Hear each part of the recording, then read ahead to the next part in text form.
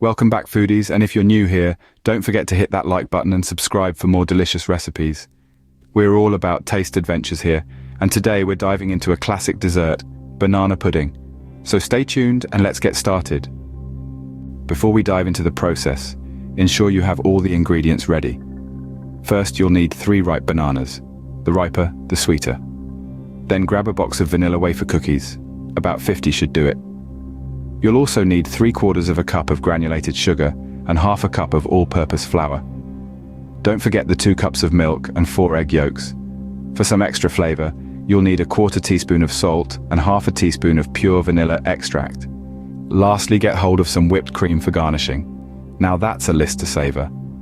With all these ingredients at hand, you're set to start making your banana pudding.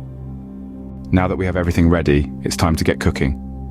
We'll start by taking a large bowl. In it, combine the instant vanilla pudding mix with cold milk. Stir it well until it's smooth and creamy. Let it sit for about 5 minutes. This allows the pudding to set and thicken. While we're waiting for that, let's move on to our vanilla wafers. Arrange them at the bottom of your serving dish.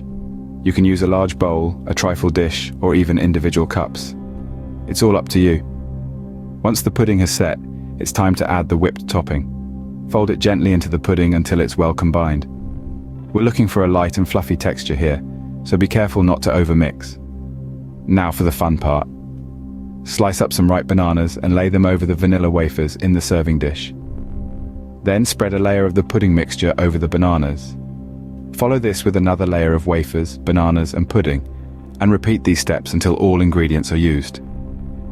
Finish off with a final layer of whipped topping, and if you're feeling a bit fancy, crush a few extra wafers and sprinkle them on top for a bit of crunch. Let's pop that in the fridge for about 3 hours or until it's nice and chilled. And just like that, you've made your very own banana pudding. So, to recap, we started with the freshest bananas and the creamiest pudding mix.